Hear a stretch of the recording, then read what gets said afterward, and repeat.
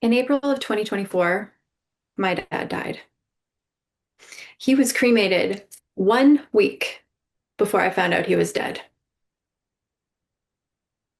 Now I'm watching all of your faces as that sort of settles in and the shock and the surprise of, I'm sorry, what?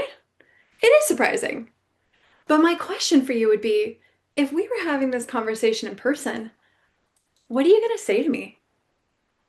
Because think about it, you're not going to Hallmark to find a card that says, sorry, your dad was cremated before you found out he was dead. Doesn't exist. Trust me, I've seen it. But we expect grief to make a bit more sense. The person dies, you mourn, you have a funeral, you come together in community. It all flows back together. But when it doesn't, what do you do? I never got to see my dad's body to say goodbye. No closure, just this ongoing court case to try to figure out what actually happened.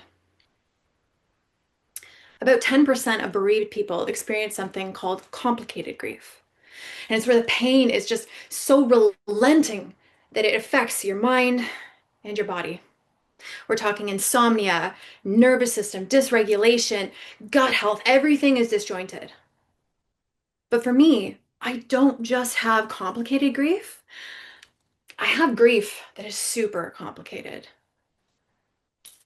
My dad was an addict, alcohol, pills, and he only had brief periods of sobriety.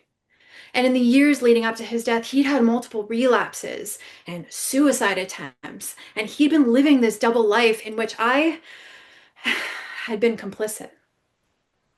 So I started to create distance in our relationship because I needed to protect my mental health. And then he died. And I just had all of these feelings that I didn't know what to do with: grief, relief, sadness, guilt. It's just welling around for me. At least I was never going to get another suicide call. Yeah, but what if you had called? Yeah, but he's not suffering anymore, and that's a really good thing. But what if you had done more? Would he still be alive? Grief is hard enough when it's clean, but when it's messy, when the person you lost is also the person who caused you pain, oof, something else.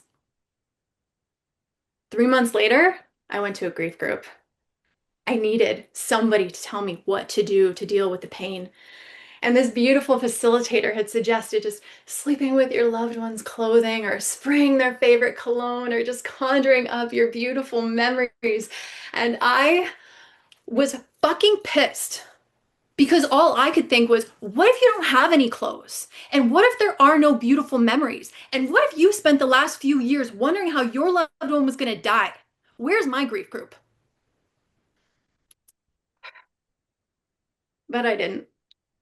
I just thanked her and I silently left the room early.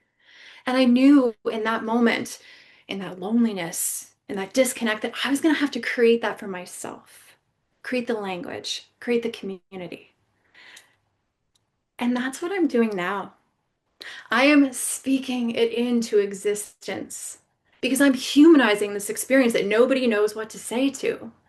I'm speaking for that 10% of people who don't know what to do with the pain that they are carrying. So when someone comes to me with the worst experience of their life, I can say, I see you. I don't exactly know what your grief story is, but mine is complicated too. I got you. I may never know how my dad died, but I do know this. The more that we talk about these things and have these uncomfortable conversations comfortably, the more that we give that 10% of people community and support. And that's where the healing begins.